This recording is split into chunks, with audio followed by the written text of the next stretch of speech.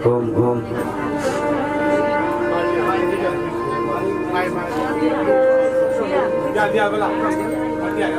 ओम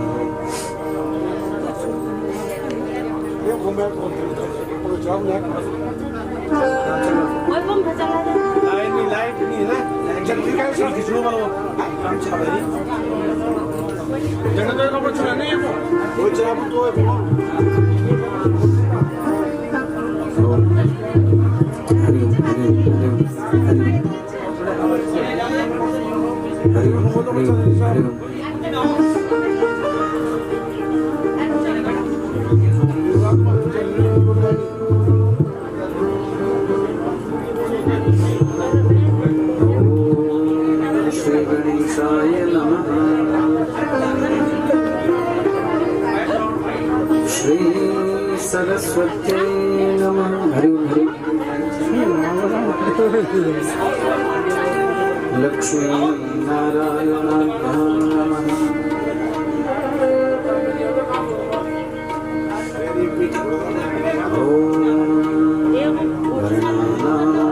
संघानां रसानां छन्दसापि मंगलानां च कर्तारो वन्दे विनायकम्। वंशी विभूषितकरानवनीतदाभा पीताम्बरा तरुणबिम्बफलाधरो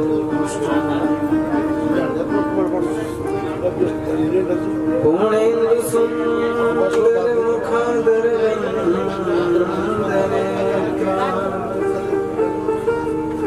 कृष्णात् परं किमपि तत्त्वमहं न जाने। योऽन्तः प्रविश्य मम वाचमिमां प्रसुप्ताम् सञ्जीवयत्यखिलशक्तिधरः स्वधाम्। अन्याश्च हस्तचरणश्रवणत्वगादि प्राणान्नमो भगवते पुरुषाय तुभ्यम्। गङ्गातरङ्गरमणीयजटाकलापम् गौरी निरन्तरविभूषितवामभागम् नारायणं प्रियमनङ्गमदापहारम् वाराणसीं पुरपतिं भज विश्वनाथम्।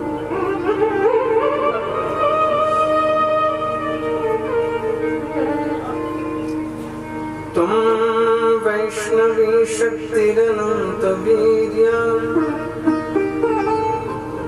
विश्वस्य बीजं परिमांसि माया। सम्मोहितं देवि समस्तमेतत् त्वं वै प्रसन्ना भुवि मुक्तिहेतुः। नमो दिव्यै महादिव्यै शिवायै सततं नमः। नमः प्रकृत्यै भद्रायै नियतां प्रणताः स्मताम्।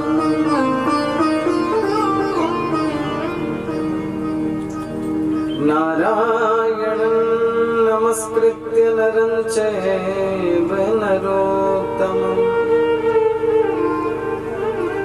देवीं सरस्वतीं व्यासं ततो जयमुदीरये।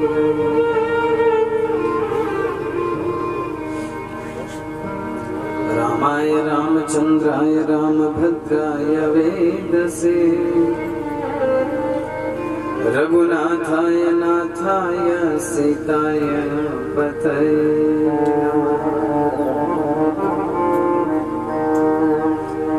नमः। नमस्ते शारदे देवी काश्मीर पुरवासिनी। सनातन सनत कुमारचार्य शिव कुमार मिले, वहाँ पर नारद जी की भेंट है। कथा बहुत सुंदर है। कहा कि कथम ब्रह्मण दीन मुखम कुतश्चिंता तुरु भवान त्वरितम गम्यते कुत्र कुतश्चागमनम तवा। तुम कहाँ जा रहे हो, कहाँ से आ रहे हो? हे नारद जी, तुम दुखी लग रहे हो, क्या कारण है? तब नारद जी अपनी एक यात्रा बताते हैं। अहम तुम पृथ्वी यात्रा ज्ञात्वा सर्वोत मामिति पुष्करम च प्रयागम च काशीम गोदावरीम तथा। मैं धरती को सर्वश्रेष्ठ जान करके धरती पर आया था, लेकिन यहाँ तो हमको सब गड़बड़ लग रहा है। यहाँ पर हम इसलिए आए थे कि भगवान नारायण बार बार धरती पर अवतार लेते हैं। कभी राम बन करके, कृष्ण बन करके सब धरती पर ही आएंगे। तो कहा भगवान क्यों धरती पर आते हैं, हम ये बात जानने के लिए आए थे। लेकिन धरती पर हमने क्या देखा?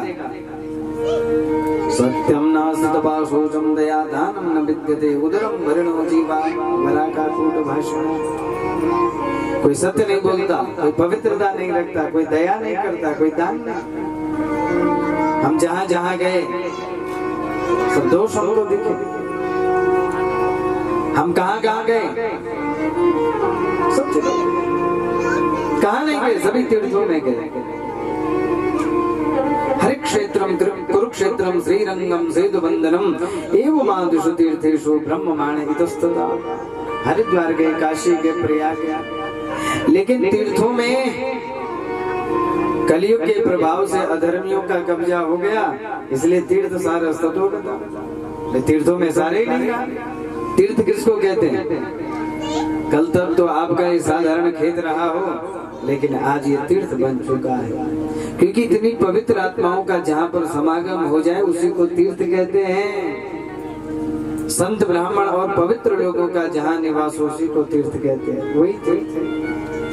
तो जो तीर्थ नाम से शास्त्रों में विख्यात है बात हो, अब अधर्मी लोग, पापी लोग सब पाप धर्म करने पे तीर्थ कहा रहा, नाम का तीर्थ रहा बस।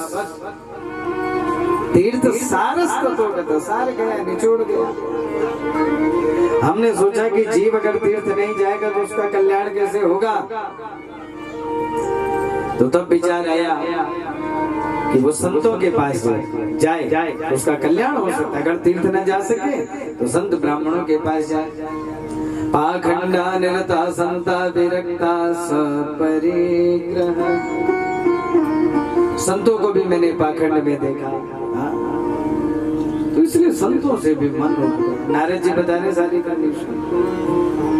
उसके बाद हम वर्ण व्यवस्था को देखने के लिए गए, तो ना तो कोई अपने वर्णानुसार जीवन को चलाता है, ना ही ये जो 4 आश्रम है, ब्रह्मचर्य, गृहस्थ, वानप्रस्थ और संन्यास, ना ही कोई ठीक ढंग से इनका पालन करता है। सब जगह हमने देखा कि उदरम भरणो जीवा वरा का कूट भाषणा। आज जीव मात्र पेट भरने के लिए मात्र सीमित है। हम लोगों का जीवन क्या है? सिर्फ पेट भरने तक। आज हम लोग सुबह घर से निकलते हैं तो हम लोगों का एक लक्ष्य है कि हमारे घर में धन आना चाहिए। किसी को लूट करके लाएं, किसी को फांस करके लाएं, किसी को ठग करके लाएं, कोई हमको फर्क नहीं पड़ता। किसी से छीन करके लाएं, अरे किसी को मारना पड़े, बस हमारे घर में धन आना चाहिए। सुबह निकलता हुआ व्यक्ति बस इसी संकल्प के साथ में जाता है।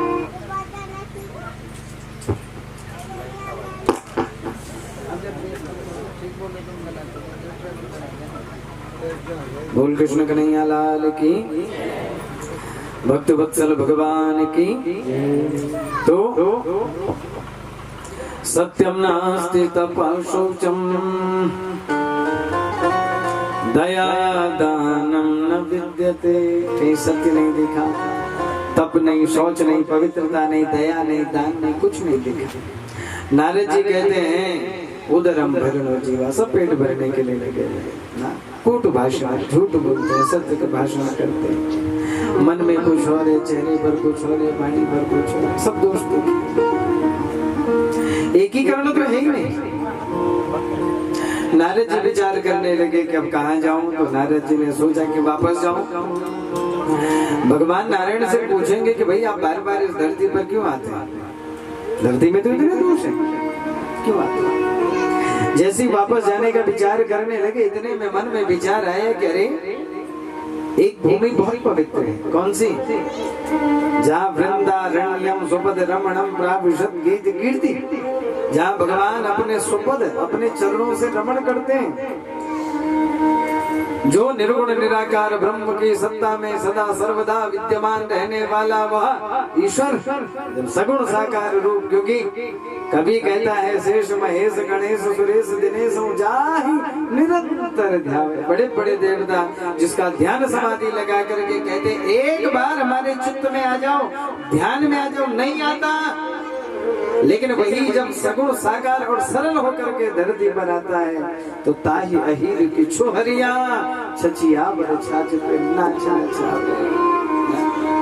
गोपी कहती है कन्हैया जरा नाच करके दिखा, आज हमने बढ़िया ताजा छाछ बनाया है। और वो जगत पिता ब्रह्मांड नायक दुनिया को अपने इशारे पर नाच नचाने वाला उन गोपियों के उस छाछ के लोक में नाचना शुरू कर देता है। गायों के पीछे दौड़ रहा है, उन गोपालों के पीछे दौड़ रहा है। क्या विशेषता उस भूमि की होगी। नारद जी को लगा एक बार हम वृंदावन तो देखे ही नहीं, जब आई गए यहाँ तक वैसे तो वापस जा रहे थे। चल पड़े वृंदावन की ओर। कहानी किसको बता रहे हैं, ध्यान रखना। बद्रीनाथ में सनकादि ऋषि उन्होंने कहा ना कि क्यों परेशान हो। उन्होंने कहा पहले हम धरती पर आए, तीर्थों में गए, वहां तीर्थों में सब दोष देखे, संतों में दोष देखे, गृहस्थियों में दोष देखे, सब जगह दोष। तो हमने सोचा कि हम कहाँ जाएं, वृंदावन जाएं। तो जैसे वृंदावन में गए, जैसे वृंदावन में गए तो तत्राश्चर्यं मया दृष्ट्वा श्रूयतां तन्मुनीश्वरा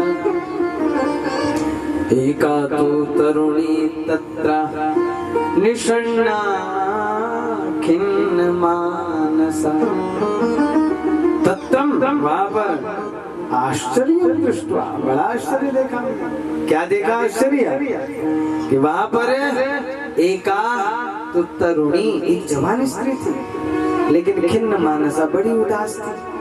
वृद्धौ तौ पतितो पार्श्वे, उसके पास में दो बूढ़े थे, एक इस जंगा पर लेटा हुआ, एक बिल्कुल मरने वाले, एक इस गोदी में लेटा हुआ, एक इस गोदी में लेटा हुआ। बूढ़े हैं, जर्जर हैं, बगुले की सफेद तरह सफेद हैं, श्वास लेना उनके लिए बड़ा मुश्किल है। और वो देवी रो रही है, वो जो जवान है जिसकी गोदी में कुछ 8-10 महिलाएं, कोई उसके लिए पंखा कर रही है, कोई उसका पसीना पोंछ रही है, कोई आंसू पोंछ रही है, कोई ढांढस बता रही है। देवी रो नहीं, सब ठीक हो जाएगा। ये दृश्य नारद जी कहते मैंने देखा, आखिर ये चल क्या रहा है इस वृंदावन में। फिर हमने सोचा कि भाई यहाँ ये तो धरती है, यहाँ सब अपने अपने कर्मों का सब भोग कर रहे हैं। जिसने जैसा बीज बोया आज वैसी फसल काट रहा है, प्रकृति का नियम है। धरती में आप जैसा बीज बो वैसी फसल सामने आकर के खड़ी होती है।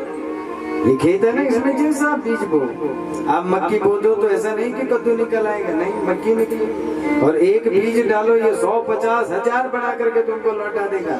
प्रकृति वैसी ही है। यहाँ धर्म का, अधर्म का, अच्छाई का, बुराई का, आप किसान हो, आप बीज बोने वाले हो।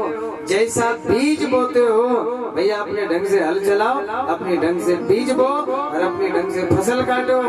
इसलिए शास्त्र कहते हैं कि किसी अन्य को अपने सुख दुख का कारण माध्यम भले हम लोग समझ लेते, इसके कारण दुख हुआ, इसके कारण सुख हुआ। सच है कि सब अपने अपने कर्मों की फसल को काट रहे हैं, ठीक है। और यही भाव नारद जी ने सोचा।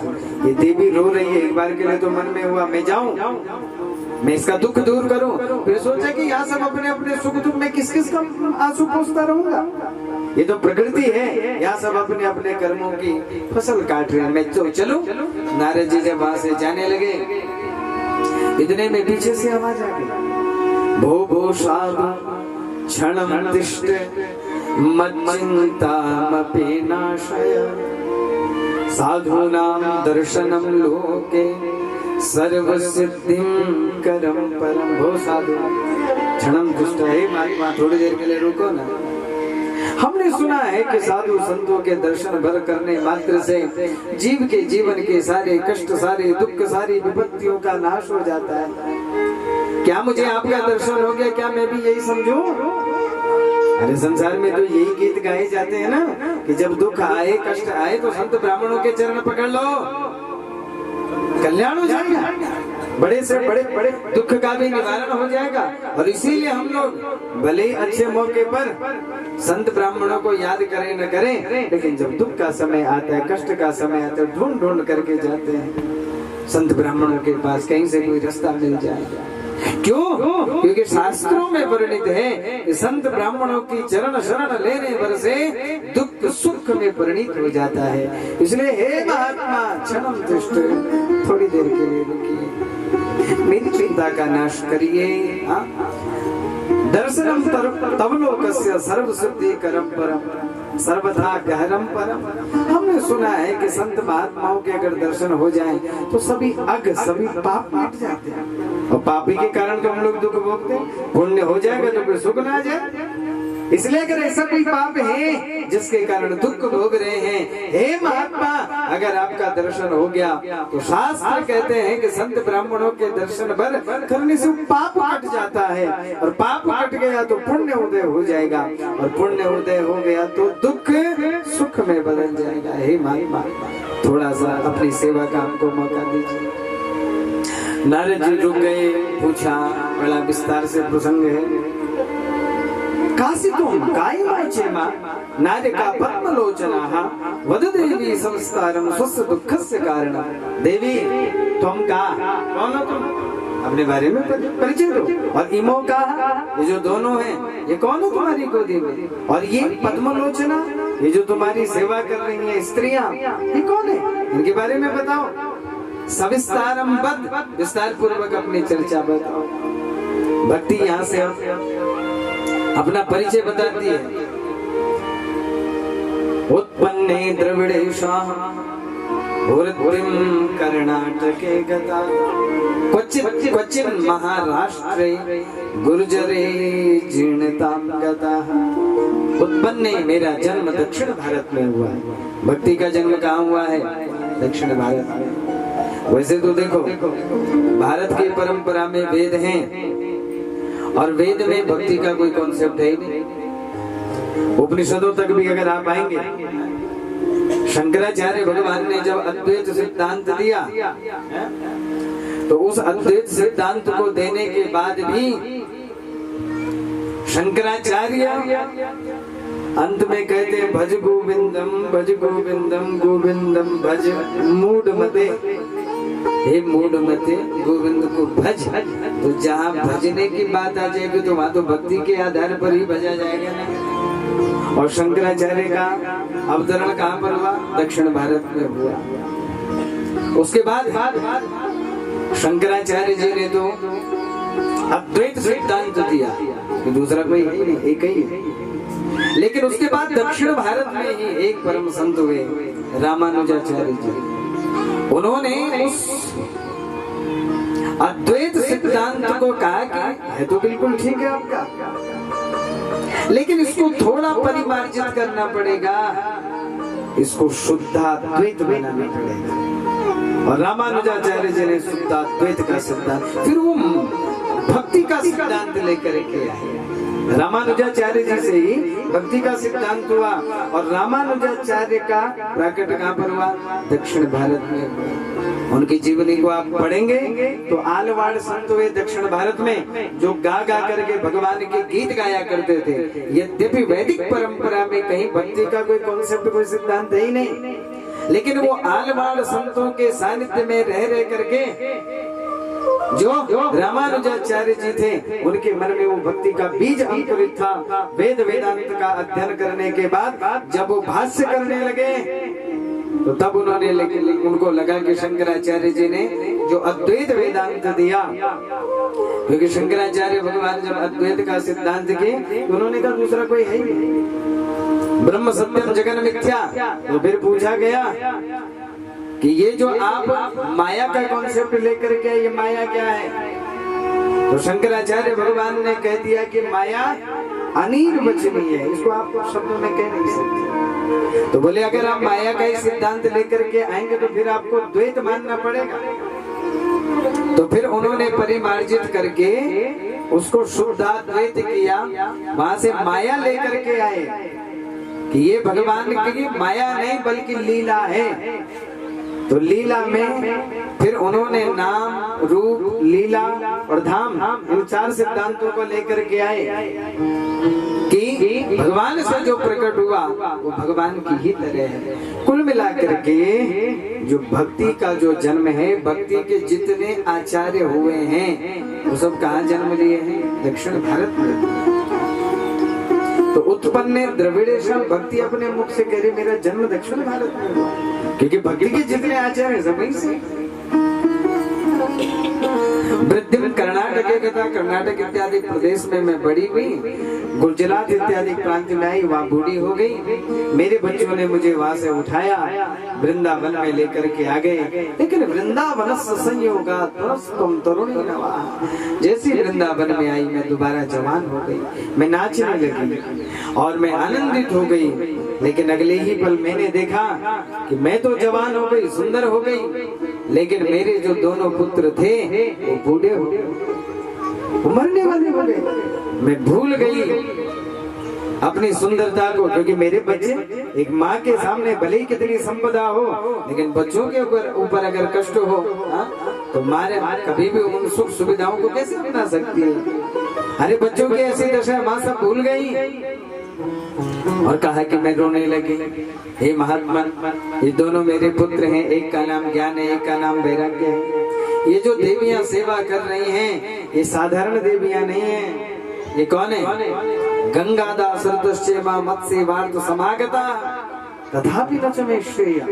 ये गंगा, यमुना, सरस्वती ये सब देवनायिकाएं हैं जो मेरी सेवा कर रही हैं, लेकिन फिर भी मुझे श्रेय, कल्याण, सुख नहीं है। इसलिए हे नारद जी, आप अब कृपा करिए, आप मुझ पर अनुग्रह करिए। आप बताइए, मेरी ये दोनों बच्चे बूढ़े हो गए हैं। अरे दुनिया में ये घटना तो हमने देखी है कि माँ बूढ़ी होती है, बच्चे जवान होते हैं, ये तो प्रकृति का नियम है। लेकिन मेरे साथ तो उल्टी गंगा बह रही है, मेरे बच्चे बूढ़े हो गए और मैं जवान हूँ। मैं किस ढंग से अपने जीवन को जी रही हूँ मुझे ही मालूम है। इसलिए हे नारद जी, अब आप कृपा करिए। भक्ति के दुख को देख करके नारद जी महाराज खूब पहले सांत्वना दिए, और सांत्वना दे करके नारद जी महाराज क्या करने लगे? उपाय करने लगे। बोल भक्त वत्सल भगवान की। सबसे पहले तो कहा कि वृथा खेद से बाले अहो चिंता तुरो कथा, श्री कृष्ण चरणां भोज स्मर दुखम गमिष्यति। हे देवी, वृथा खेती से तुम बेकार बात की चिंता करते हो। भक्ति कौन है? भगवान की प्रिया है। नारद जी महाराज कहते हैं कि त्वया भूतस्य भगवान यह तो नीच ग्रहेश्वर। अरे तुम्हारे बुलाने पर तो भगवान नीच के मन में भी चले जाते हैं। शास्त्र तो यहाँ तक कहते हैं कि अगर 12 गुणों से समलंकृत कोई ब्राह्मण हो, पूर्ण रूप से अपने नित्य नैमित्तिक कर्म को करने वाला हो, ब्राह्मण के जितने नियम शास्त्रों में दिए हुए हैं उनका अनुपालन करने वाला हो, लेकिन अगर उस ब्राह्मण के मन में भक्ति नहीं है ना, तो भगवान उसके मन में नहीं आते। और अगर कोई चांडाल भी है, स्वपच भी है, मुर्दे का भक्षण करने, तो कौसुदा क्व कथा लोके क्व काच क्व मणिर्महा ब्रह्मरातो विचार एवं तदा देवांजहासः तदा देवांजहासः। सुखदेव भगवान ने कहा कि ठीक है, हम देखें बराबरी नापे। तो अपने ज्ञान के तराजू में एक तरफ भागवत का अमृत रखा, एक तरफ स्वर्ग का अमृत रखा।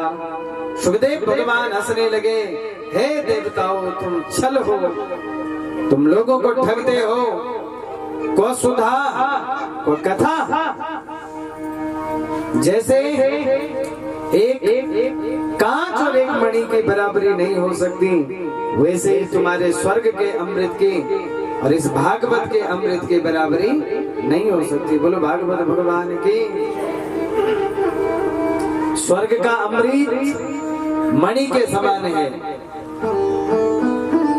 धरती का अमृत है भागवत का अमृत, और स्वर्ग का अमृत कांच के टुकड़े के समान है। जैसे हम लोग देखते हैं कि मणि में हीरा कांच की तरह चमकता है ना, लेकिन हीरा छोटा सा भी हो तो लाखों का है, लेकिन उसी की तरह चमकने वाला कांच का टुकड़ा साधारण रहता है। अब किसी के पास मणि है, मणि तो बहुत छोटी है, लेकिन कोई इतना बड़ा कांच का टुकड़ा लेकर के जाए और जिसके पास हीरा है उसको कहे कि भाई तू ये मणि ये हीरा रख ले, ये चमकीला ये भी पत्थर है लेकिन इतना बड़ा है, तू बड़ा रख ले और ये छोटा सा मुझे दे दे, तो क्या वो सौदा हो जाएगा? उसको भगा देगा कि ये जो हीरा है ये मूल्यवान है, अरे ये कांच तो साधारण है। जैसे कांच और मणि की बराबरी नहीं हो सकती, ऐसे ही स्वर्ग के अमृत की और भागवत के अमृत की बराबरी नहीं हो सकती। सुखदेव भगवान ने अभक्ताश्च अभिज्ञाया न ददोसा कथामृतम, अभक्त जान करके भगा दिया कि तुम भागवत का सौदा करने के लिए आए हो, इसलिए हे देवताओ श्रोता बन करके आते तो हम तुम्हें भागवत पिला देते, लेकिन तुम सौदागर बन करके आए हो, तो भागवत का सौदा कर दे तो भैया फिर तो क्या क्या, तुम अभक्त हो, तुम इसके योग्य नहीं हो, और भगा दिया देवताओं को। बोल भक्त वत्सल भगवान की।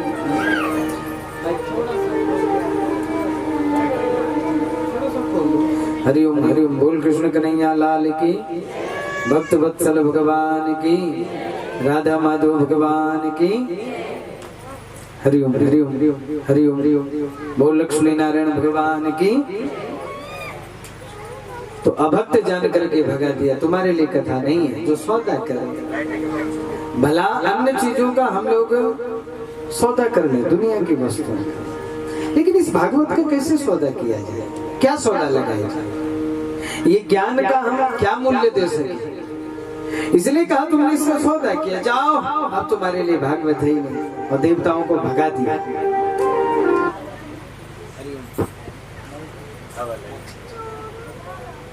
हरिओम हरिओम। बोल कृष्ण कन्हैया लाल की। तो कहा कि ये भागवत तुम्हारे लिए है, देवता वहां से अपना मुंह लेकर के चले गए। विधाता ब्रह्मा जी के पास गए कि महाराज आप हम पर कृपा करिए, और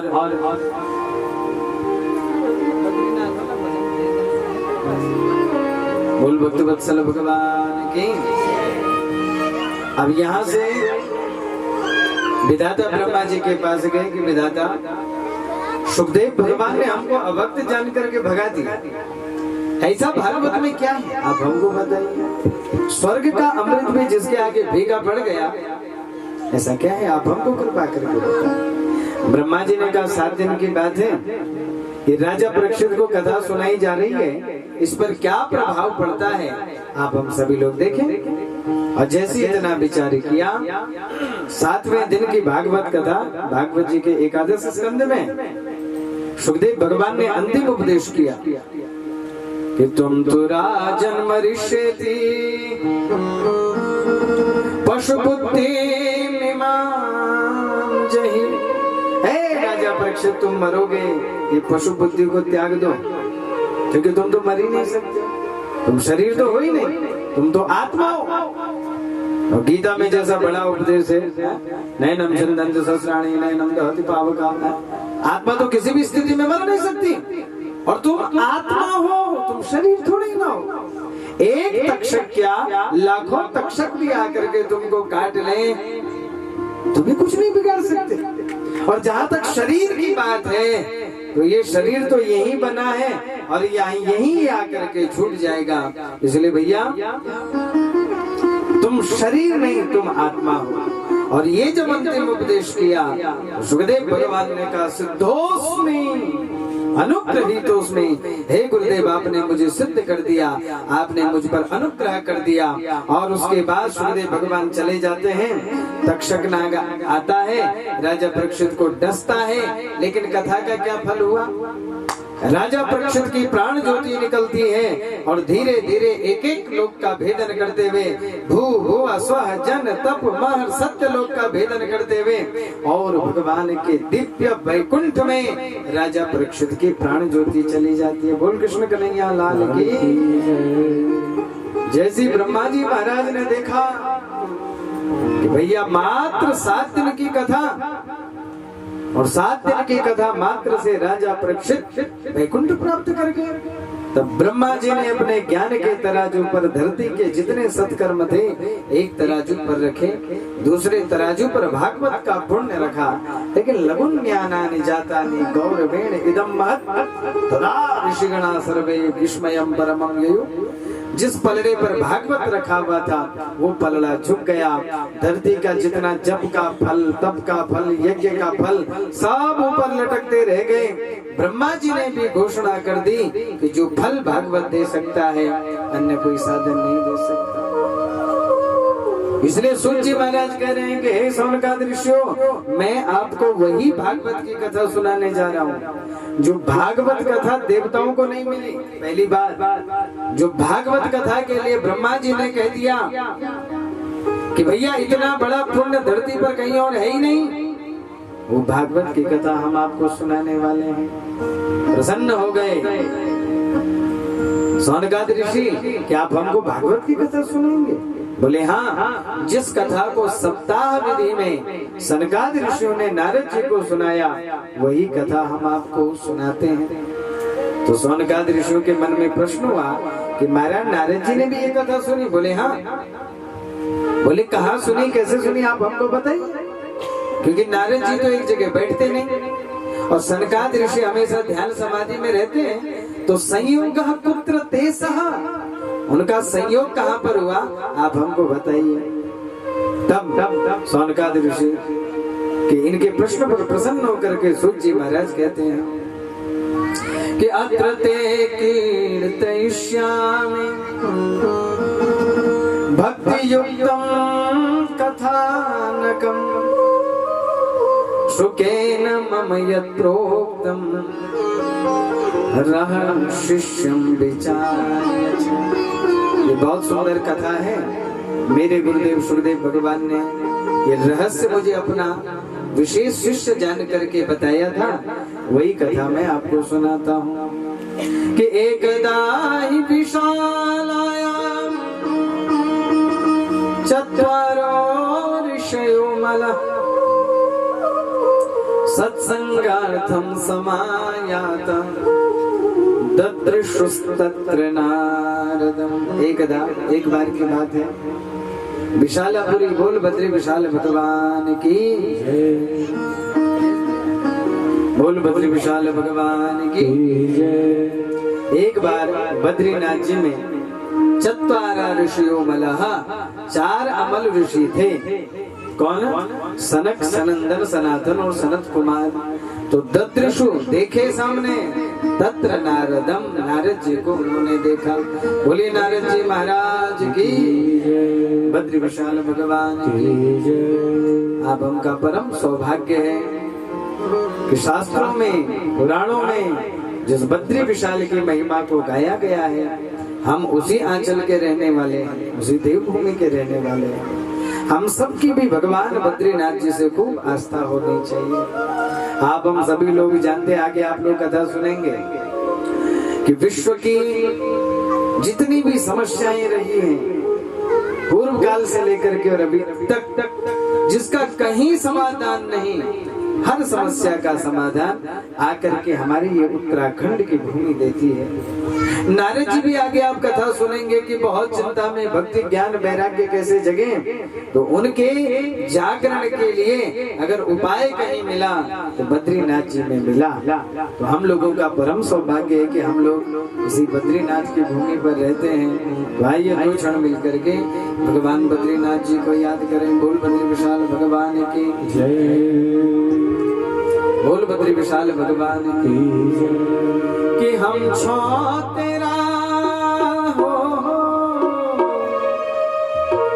कि हम छो तेरा लाल बाबा, हम छो तेरा लाल। बोलो जय बद्री विशाल, बोलो जय बद्री विशाल, जय बद्री विशाल, बोलो जय बद्री विशाल, जय बद्री विशाल, बोलो जय बद्री विशाल, जय बद्री विशाल, बोलो जय बद्री विशाल। हम छो तेरा लाल बाबा, हम छो तेरा लाल बाबा, हम छो तेरा लाल बाबा, हम छो तेरा लाल, हम छो तेरा लाल बाबा, हम छो तेरा लाल। जय बद्री विशाल, बोलो जय बद्री विशाल, जय बद्री विशाल, बोलो जय बद्री विशाल। कल्याणकारी मार्ग बताए गए, ये काम करिए, ये काम करिए, कल्याण हो जाएगा। कई यज्ञ हैं, कई विधाएं हैं, लेकिन कल्याणकारियों में कल्याणकारी ऐसा कौन सा कार्य है? पवित्रों में कोई पवित्र चीज हमको बताइए। पवित्राण पावना नाम च पावनम, और कृष्ण प्राप्ति कर्म शाश्वत साधनम तद्वदावना। हमको कोई कृष्ण तत्व की शाश्वत प्राप्ति करवा दे, ऐसा साधन हमको बताइए। वैसे तो ईश्वर की अनुभूति हमको बहुत बार होती है। कई बार आप किसी तीर्थ में जाइए, आप मंदिर में गए, आप पूजा कर रहे हैं, सब कुछ भूल गए, एक अद्भुत आनंद। लेकिन जैसे ही आप मंदिर से बाहर निकले फिर वही दुनिया में खो जाते हैं। तो ईश्वर तत्व की शाश्वत प्राप्ति हो जाए, थोड़ी देर आप ध्यान लगाइए, तो समय ईश्वर की अनुभूति होती है। फिर आँख खुलते फिर हम लोग दुनिया में। तो ऐसा कोई साधन बताइए कि जिससे शाश्वत प्राप्ति हो जाए, ऐसा साधन हम बद्ध, ऐसा साधन हमको बताइए। बहुत सुंदर सुंदर से प्रश्न हैं। अंत में ये भी कह दिया कि गुरुजी हम आपके पास इसलिए आए हैं कि चिंतामणि लोक सुखम सुरत्रु स्वर्ग संपदम प्रयच्छति गुरु प्रीतो वैकुंठ योगी दुर्लभम।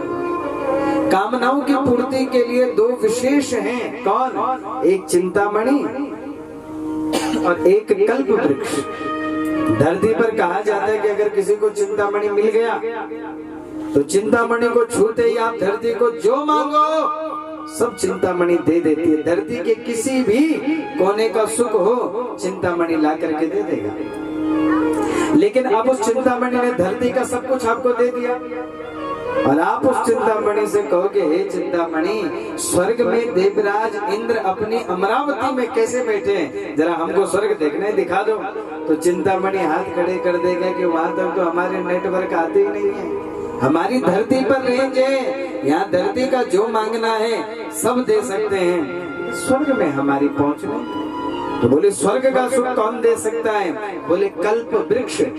समुद्र मंथन हुआ था ना, तो समुद्र मंथन से कल्प वृक्ष निकला था। ये इससे दुगनी पावर का है। जितना का ये चिंतामणि है ना, जितनी ताकत, इसकी तो धरती में ही ताकत है। धरती का जो मांगो दे सकता है, लेकिन कल्प वृक्ष में दोनों की ताकत है। आप धरती का मांगो चाहे स्वर्ग का मांगो, दोनों सुख कौन दे देता है? कल्प वृक्ष दे देता है। लेकिन अब आप कल्प वृक्ष से कहोगे, भाई कल्प वृक्ष आप में तो बहुत ताकत है, आप जरा हमको बताओ कि भगवान नारायण वैकुंठ में कौन सा सुख भोगते हैं, हमको जरा वैकुंठ का दर्शन करवा दो। तो कल्प वृक्ष के हाथ खड़े हो जाएंगे कि महाराज हमारा स्वर्ग तक की पहुंच है, यहाँ से ऊपर हमारी गति नहीं है। तो बोले यहाँ से ऊपर अब कौन दे सकता है? ये जो दो विशेष थे, इन दोनों ने तो हाथ खड़े कर दिए। तो बोले इन दोनों को छोड़ दीजिए और गुरु की शरण ले लीजिए, किसी ज्ञानी गुरु की शरण ले लीजिए। अगर प्रयच्छति गुरु प्रीतो, अगर गुरुदेव प्रसन्न हो जाए तो धरती का सुख क्या, स्वर्ग का सुख क्या। अरे भैया यहाँ से साधारण जीव को भी वैकुंठ का अधिकारी बना देते, इतनी सामर्थ्य गुरु में। बोल सब गुरुदेव भगवान की। इसलिए जो बड़े बड़े योगियों के लिए जो दुर्लभ वैकुंठ का पद है वो भी सहजता से गुरुदेव कृपा करके दे देते हैं। इसलिए हे गुरुदेव अब हम भी आपकी शरण में हैं। बोल सतगुरुदेव भगवान की। कौन पूछ रहे हैं? सौनकादि ऋषि। किससे पूछ रहे हैं? सूत जी से। गुरु तत्व मान करके ये प्रश्न किए हैं कि आप हमारे प्रश्नों का उत्तर दीजिए, हम आपकी शरण में हैं। आप चाहे तो क्या नहीं कर सकते हो, आप सर्वसमर्थ हैं, आप हम पर अनुग्रह करिए। तब सूत उवाच, सूत जी महाराज कहते हैं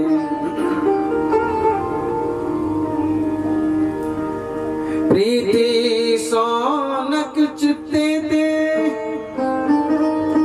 यतो वच्मि विचार्य च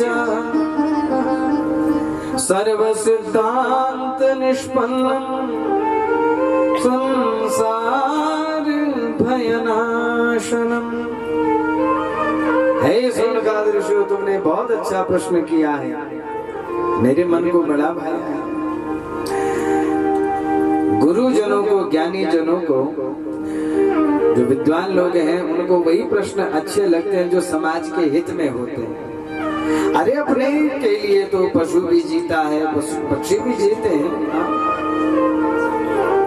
इसलिए परमार्थ का जो प्रश्न है इसी से श्रेष्ठ लोग प्रसन्न होते हैं। आपने समाज कल्याण के लिए प्रश्न किया, आपका अपना कोई प्रश्न नहीं। आपने कहा समाज बिगड़ रहा है, कलयुग के मुख में जा रहा है, कलयुग का विनाश हो जाएगा।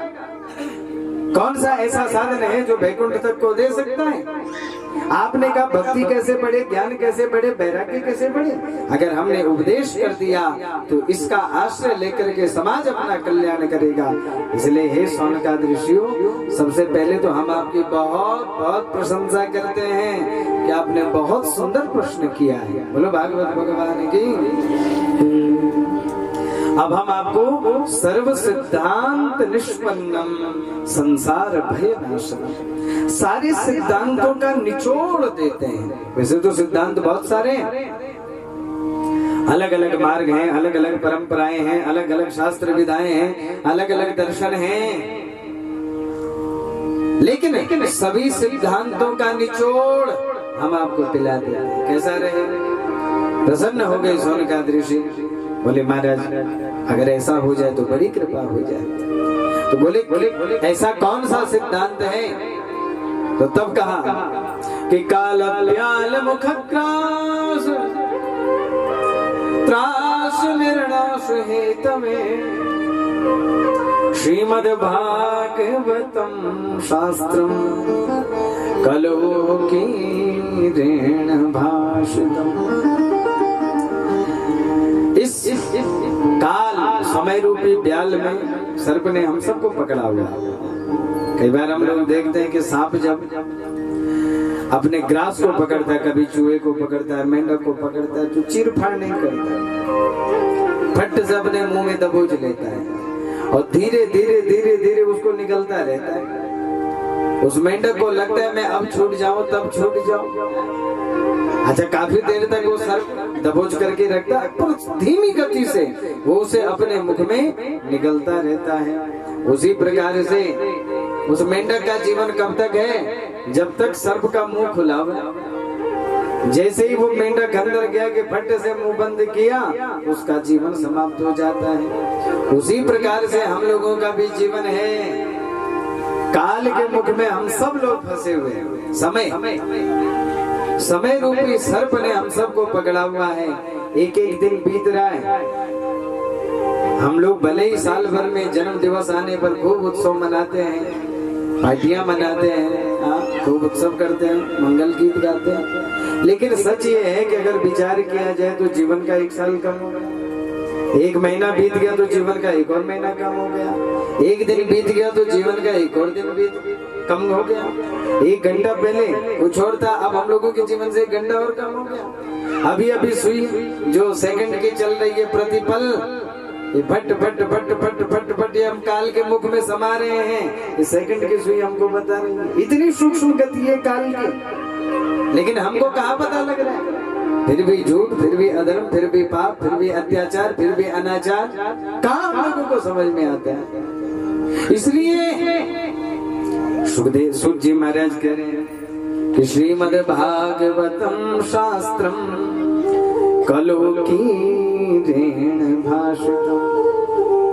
इस कलयुग का इस समय रूपी जो काल ने हमको पकड़ा हुआ है, जाना तो सबको है इसके मुख में, लेकिन इसका जो भय है, इसके भय से सदा सर्वदा के लिए मुक्ति देने वाला अगर कोई है तो श्रीमद् भागवत है। भक्ति ज्ञान वैराग्य को अगर कोई पुष्ट करने वाला है तो भागवत है। और तुम्हारे जितने प्रश्न हैं, इन सब प्रश्नों का उत्तर अगर कहीं छुपा हुआ है तो श्रीमद् भागवत में है। इसलिए हम तुम्हें भागवत की कथा सुनाते हैं। बोले श्रीमद् भागवत महापुराण की जय। तो सौनकादि ऋषि प्रसन्न हो गए, ठीक है आप हमको भागवत की कथा सुनाए। बोले सुना तो हम देंगे, लेकिन क्या आप सुन पाएंगे? बोलो श्रीमद् भागवत महापुराण की जय। शौनकादि ऋषि जानते हैं स्तुति को, सूत जी महाराज जानते हैं। एतस्मान् परः किंचित् मनः शुद्धेन विद्यते जन्मांतरे भवेत् पुण्यम तदा भागवतम लभेत्। बोले हम भागवत तो सुना देंगे, और न जाने कितनी बार हम लोग सुनते भी, इसमें कोई बड़ी बात नहीं। कुछ दिन पहले कहीं और सुना होगा, आजकल यहाँ सुन रहे, फिर कहीं और सुनेंगे।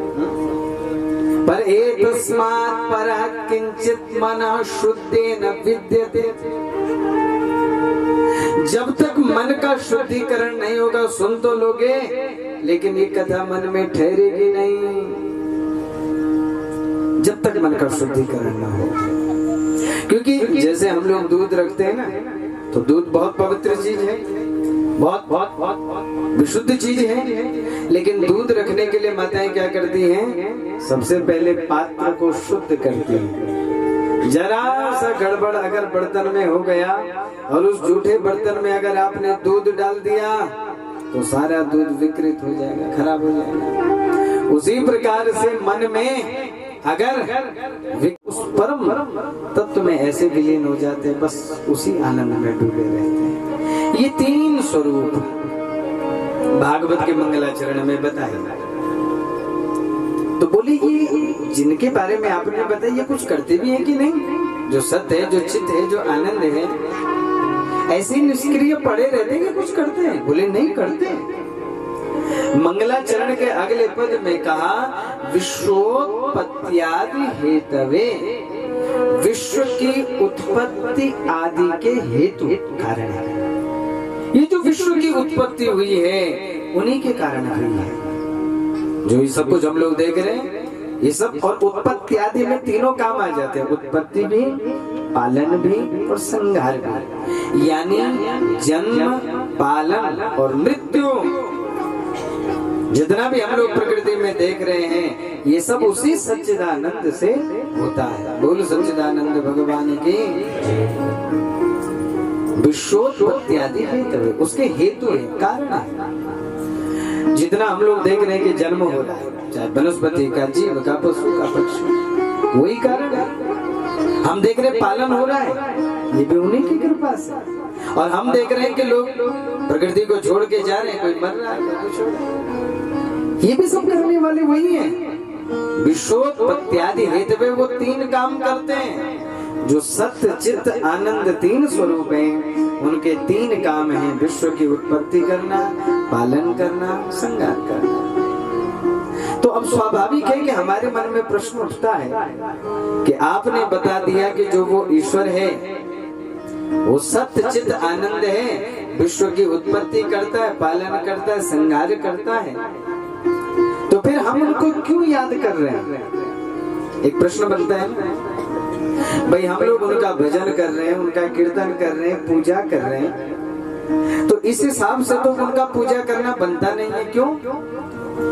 आपने कहा विश्वोत्पत्ति आदि हेतु, वही जन्म देते हैं, वही पालन करते हैं, वही श्रृंगार करते हैं। तो इसका मतलब वो जब चाहे तब हम लोगों का जन्म हो जाए, जब चाहे तब वो हमारे प्राण ले ले, और जैसा चाहे वो पालन करे। इसका यही तो मतलब हो।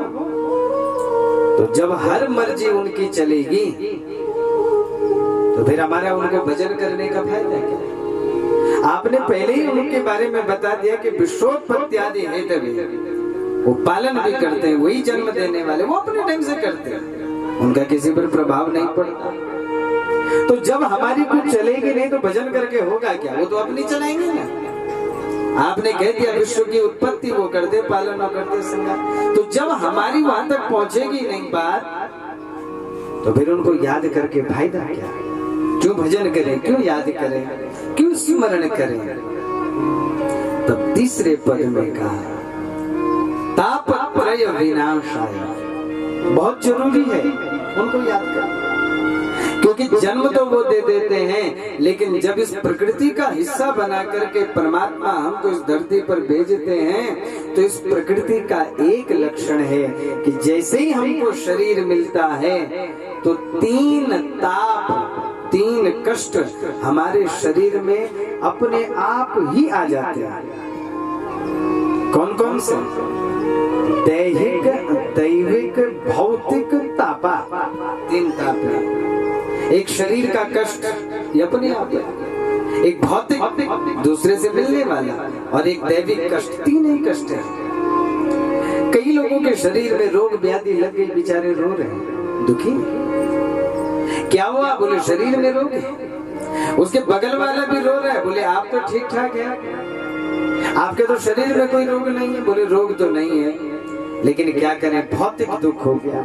कल पड़ोसी से झगड़ा हो गया, उसने 4 गाली ऐसी सुना दी कि रात भर नींद नहीं आई। अपने आप तो ठीक है, लेकिन दूसरे से दुख मिल रहा है। ये क्या है? भौतिक दुख है। कहीं ठोकर लग करके गिर गए, कहीं कुछ हो गया, ये सब क्या? भौतिक दुख। और तीसरा दुख का एक कारण है, वो है दैविक।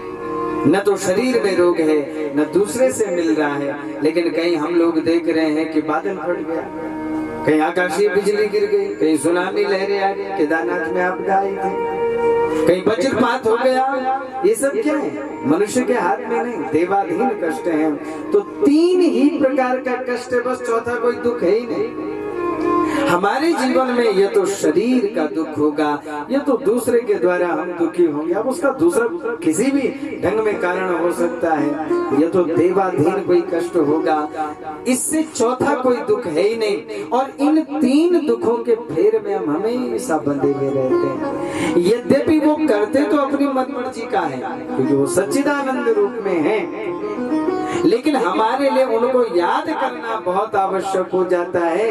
क्योंकि तापत्रय विनाशाय, जो 3 कष्ट हमको धरती में आकर के मिल गए हैं, हम में ताकत नहीं है कि हम 3 कष्टों से मुक्ति पा सकें। इसलिए कहा कि इनका नाश करने वाले वो परमात्मा ही हैं। जो उनकी चरण शरण ग्रहण करता है, उनके जीवन से दैहिक कष्ट भी, भौतिक कष्ट भी और दैवीय आपदाओं से भी सदा सर्वदा मुक्ति हो जाती है, और वो उस ईश्वर का प्रिय हो जाता है। तो भाव क्या है? जो परमात्मा सत्य चित्त आनंद के स्वरूप में है, विश्व की उत्पत्ति करते हैं, पालन करते हैं, संहार करते हैं, हम उन परमात्मा का ध्यान करते हैं। क्यों? क्योंकि बोले वो 3 कष्टों का निवारण करने वाले हैं। हमारे जीवन में भी कभी दैहिक कष्ट होता है, कभी भौतिक कष्ट होता है, कभी दैविक आपदा आती है। हे परमात्मा, हम आपको स्मरण करते हैं। आप कौन हैं? भागवत के उपास्य देवता भगवान कृष्ण हैं, इसलिए नाम अंत में ले लिया, श्री कृष्णाय वयम नमः। हम उस कृष्ण तत्व को प्रणाम करते हैं, जो सच्चिदानंद स्वरूप का ही मिला जुला रूप है। वही विश्व की उत्पत्ति पालन संहार करते हैं, वही हमारे जीवन के 3 कष्टों का निवारण करने वाले हैं। हम उनको प्रणाम करते हैं। बोल सच्चिदानंद भगवान की जय। ये पहला मंगलाचरण है। दूसरे मंगलाचरण में सुखदेव भगवान का वंदन किया है कि हम प्रव्रजन्ति मनुपेतमपेत कृत्यम्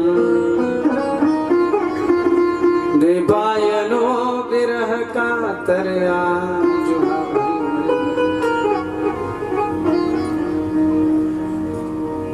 यं प्रव्रजन्त मनुपेतमपेत कृत्यम्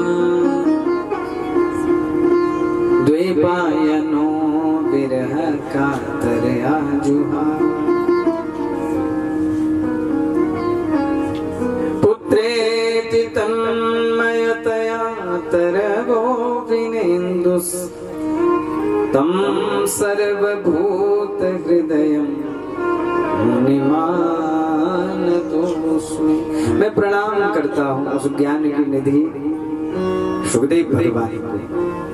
पहला मंगलाचरण उस ईश्वर तत्व का किया गया है और दूसरा मंगलाचरण गुरु तत्व का किया गया है। ईश्वर की कृपा हो और अगर गुरु कृपा न हो तो जीव न तो प्रकृति को समझ सकता है न उस परमात्मा को समझ सकता है, क्योंकि ज्ञान की निधि ही गुरु है। इसलिए दूसरे मंगलाचरण में किसको? गुरु तत्व को प्रणाम किया है। कौन है गुरु तत्व? बोले सुखदेव भगवान की जय।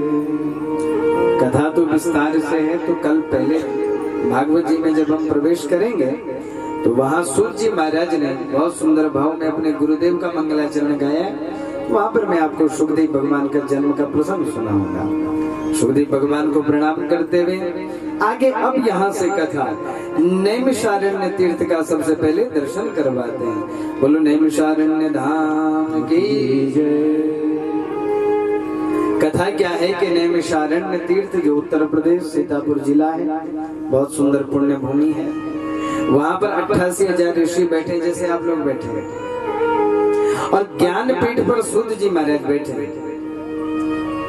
सौनकादि ऋषियों ने कुछ प्रश्न किए। प्रश्न का मतलब क्या? ये ऋषियों का मतलब क्या? ये संत ब्राह्मणों का मतलब क्या?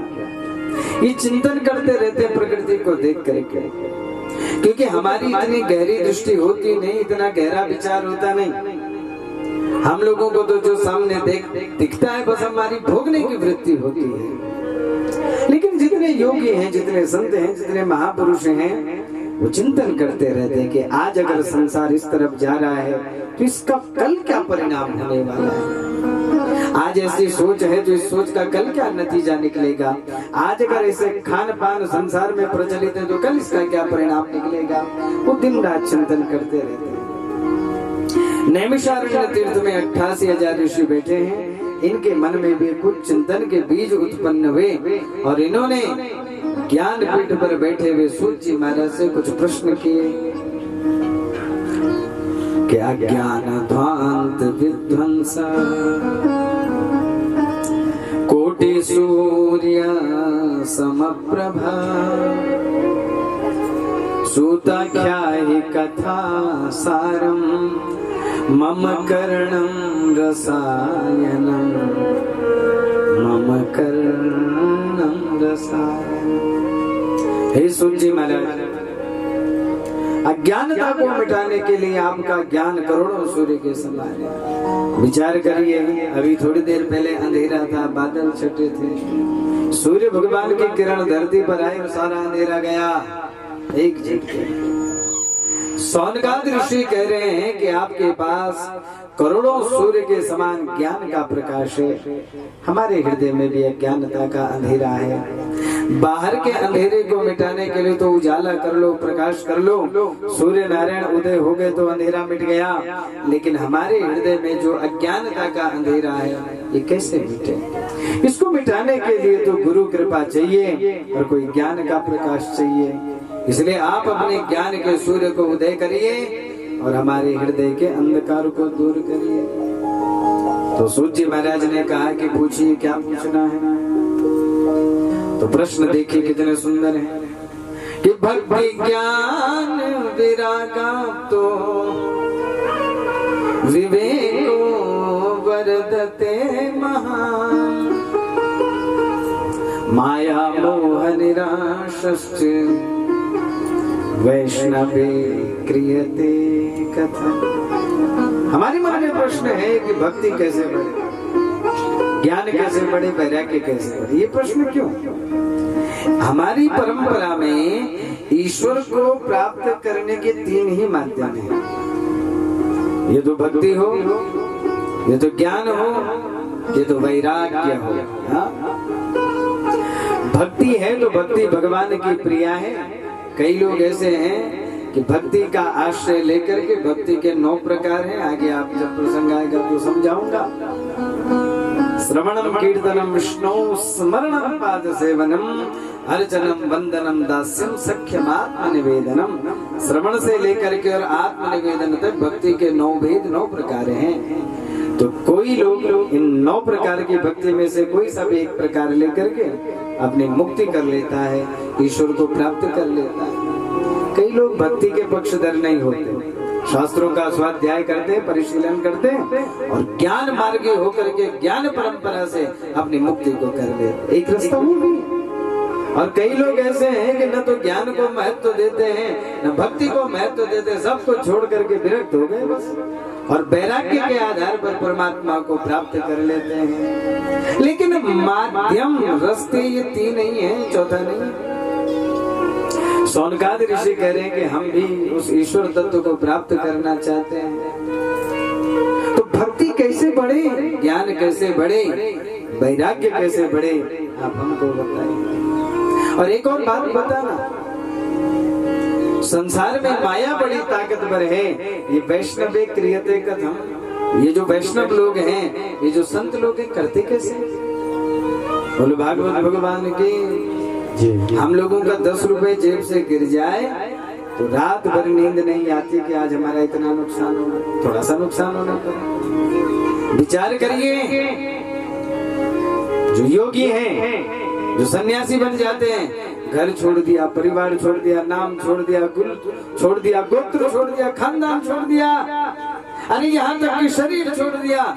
जाते ही सबसे पहले अपना क्षौर कर्म करके पहले पिंडदान कर देते हैं, अपने धर्म ध्वजा के आगे जाओ, शरीर भी छोड़ दिया। क्रियते कथम, करते कैसे? जिस शरीर को हम इतना सजाते हैं, संवारते हैं, वो इस शरीर का ही पिंडदान कर दिया।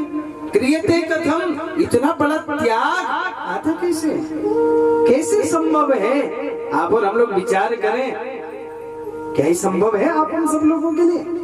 हम लोग छोटा सा त्याग नहीं कर सकते, थोड़ा सा वैराग्य नहीं हो सकता, ये लोग करते कैसे? बहुत असंभव है, लेकिन ये लोग करते हैं। आप हमको बताइए कैसे?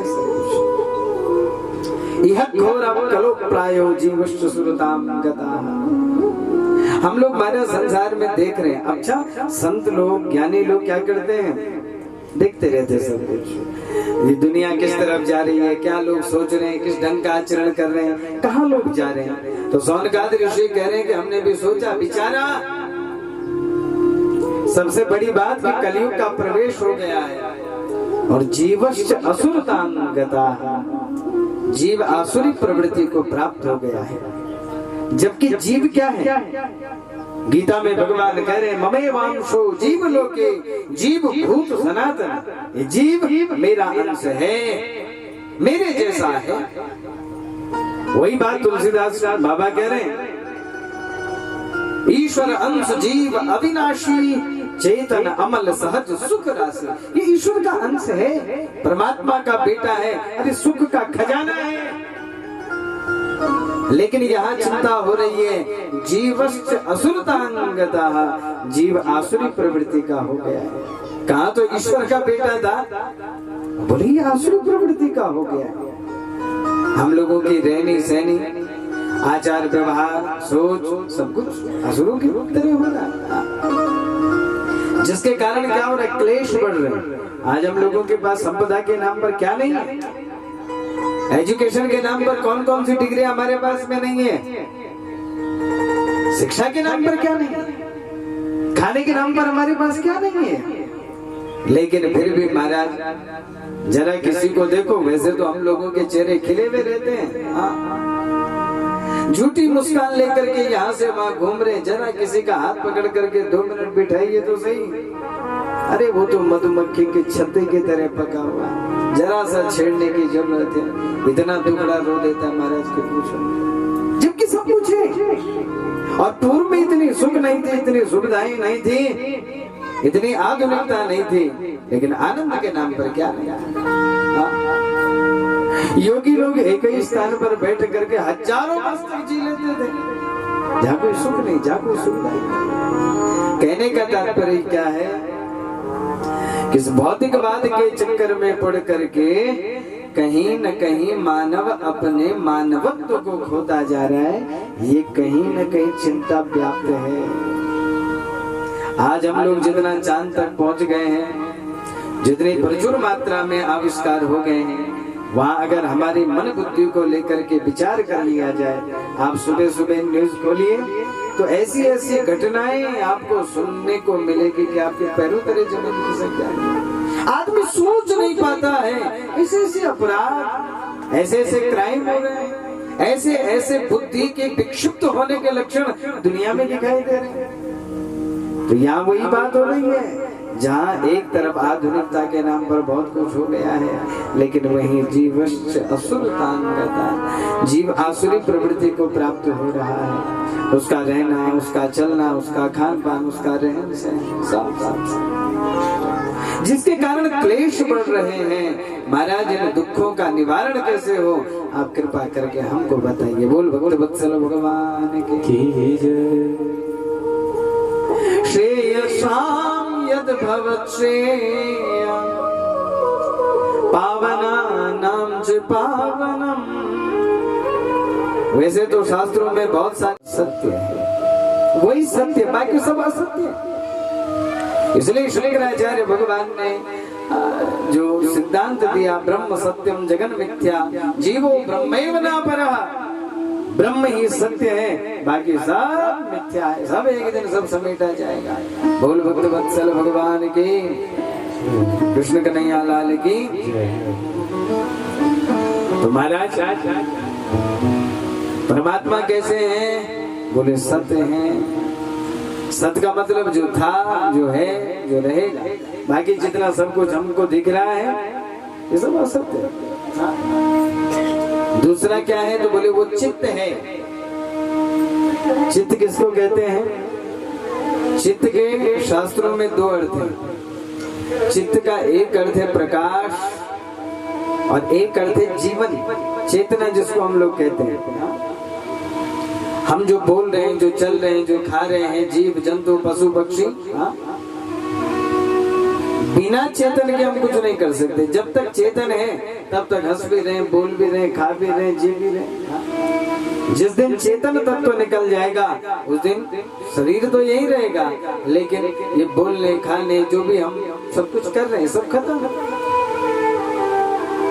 तो चेतन कहाँ है? आपके अंदर है, हमारे अंदर है, ये पौधे के अंदर है, पक्षियों के अंदर है, चींटी के अंदर है, हाथी के अंदर है। जहाँ जहाँ आपको जीवन दिखाई दे रहा है वो जीवन का नाम ही चेतन है और वही ईश्वर है, वही ईश्वर। अणु रणीयान और महतो महीयान। अणु से अणु वस्तु में, अणु सबसे छोटी इकाई, और महतो महीयान बड़ी से बड़ी वस्तु में। जहां भी आपको चेतना दिखाई दे वहां ईश्वर है। देखिए कितना बड़ा दर्शन हम लोगों का है, कितना बड़ा दर्शन भागवत हमको दे रहा है। एक तो सत्य है, दूसरा चित्त है, चैतन्य है, ये चित्त के स्वरूप में है, सबके अंदर विद्यमान दिख रहा है। चित्त का दूसरा अर्थ प्रकाश है। हम लोग प्रकाश दूसरे से लेते हैं, सूर्य से लेते हैं, अन्य वस्तुओं से लेते हैं, दूसरे से हम लोग प्रकाशित होते हैं। लेकिन ईश्वर के लिए कहा कि स्वयं प्रकाशाय नमस्करोमि। गजेंद्र अपनी स्तुति में कहता है उस प्रकाश पुंज को मैं प्रणाम करता हूँ जो स्वयं से प्रकाशित भी होता है और सारे संसार को भी प्रकाशित करता है। वो ईश्वर का दूसरा स्वरूप है। कितने स्वरूप हो गए भगवान के? दो। अगर ईश्वर से मिलना है, ढूंढना है, तो एक तो सत्य है, दूसरा चित्त है, चेतन है। देखो कितनी गहरी दृष्टि भागवत दे रहा है। सत्य हम लोगों के जीवन में दो ही पहलू हैं, या तो हम सत्य की नाव पर होते हैं या असत्य की नाव पर होते हैं। असत्य की पगडंडी पर चले तो सत्य छूट गया, मतलब ईश्वर छूट गया, और सत्य के पक्षधर हो गए तो समझ लो ईश्वर मिल गए। क्योंकि भागवत का सिद्धांत है कि ईश्वर सत्य है। अब अपने आजू बाजू अपने जीवन शैली में देखिए, क्या मैं सत्य बोलता हूँ, क्या मैं सत्य में जीता हूँ, क्या मैं सत्य का दर्शन करता हूँ, क्या मेरा सत्य जीवन है कि नहीं, और मैं सत्य के कितने नजदीक हूँ। अगर आपकी रहनी और आपकी सहनी, आपकी कार्यशैली, आपकी जीवन पद्धति अगर सत्य के नजदीक है तो आप ईश्वर के नजदीक हैं। दूसरा, अगर आप चैतन्य से प्रेम करते हैं,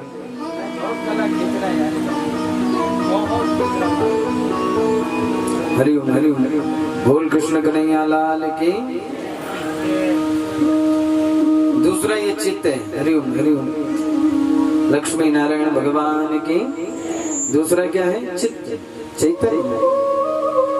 वनस्पति से प्रेम हो जाए, मतलब हमारी इतनी सूक्ष्म दृष्टि हो जाए कि आप मंदिर जा रहे हैं और आपको लगे कि क्या करूं, आपने देखा बगीचे में फूल खिला है, इसी को लेकर के चलो, लेकिन जैसे ही आप फूल तोड़ने लगे तो आपको लगे कि भैया यहाँ भी तो जीवन है। इतनी सूक्ष्म दृष्टि हो जाए, अगर मैंने फूल तोड़ लिया है तो यहाँ भी बहुत बड़ा अपराध हो जाएगा, एक जीवन को नष्ट कर लूंगा। जहाँ इतनी सूक्ष्म दृष्टि हो जाए तो समझ लो आप ईश्वर के नजदीक पहुंच रहे हैं। ये चित्त है। और तीसरा एक और स्वरूप बताया, इस स्वरूप का नाम क्या है? आनंद है। अब आनंद किसको कहते हैं? तो बोले जैसे आपने सत्य के बारे में बताया कि जो त्रिगुणातीत है, त्रिकालातीत है, जैसे आपने चित्त के बारे में बताया, वैसे आनंद के बारे में भी बताओ। तो एक बात विचार करना, अगर कोई आनंद की व्याख्या करने लगे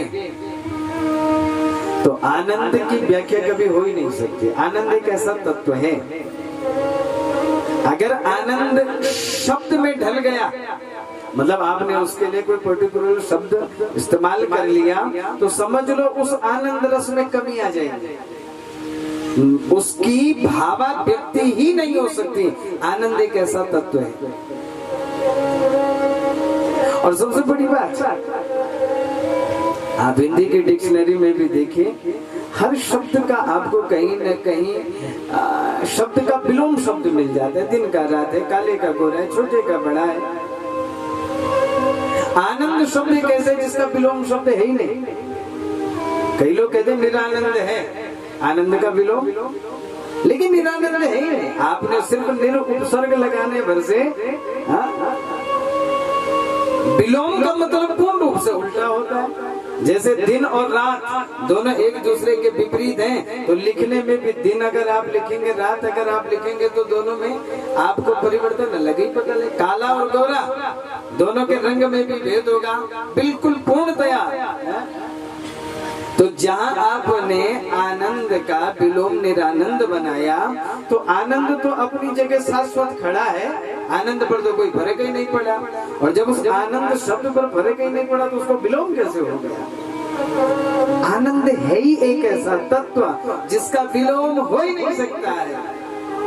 आनंद तो वो रस है जिसे पाने के बाद कुछ पाना शेष नहीं रह जाता, जिसे देखने के बाद कुछ देखना शेष नहीं रह जाता। लेकिन किसी ने कहा कि अगर आपने आनंद को पा लिया तो जरा बताइए कैसा है वो आनंद।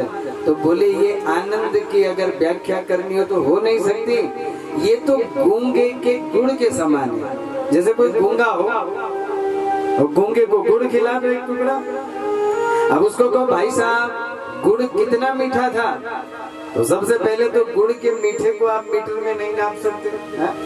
कितना मीठा था? आपने रसगुल्ला खाया, कोई आपसे पूछे कितना मीठा था, आपने कहा मीठा था। अरे भाई कितना मीठा था? बहुत मीठा था। अरे कितना मीठा था तो कुछ बताओ तो सही।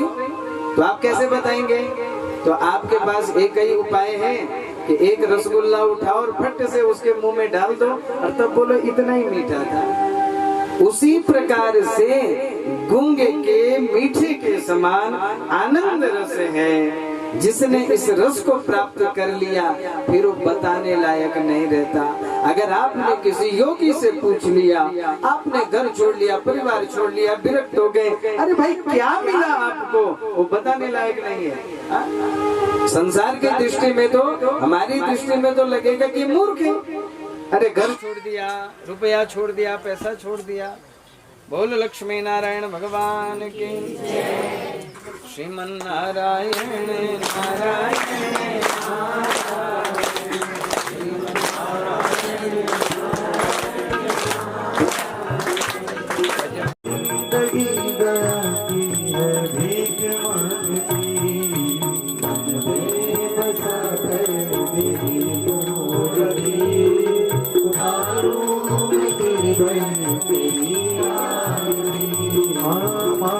तुझसे क्या मैं यही सोचूं भगवान, जिंदगी जब तेरे नाम कर दी